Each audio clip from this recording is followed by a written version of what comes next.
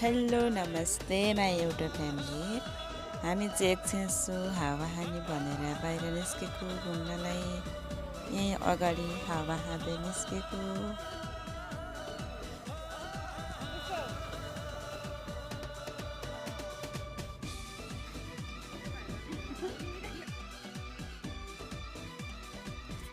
कति राम्रो भ्यू देखिएको कि यहाँबाट हेर्दाखेरि चाहिँ कस्तो राम्रो देखिएको।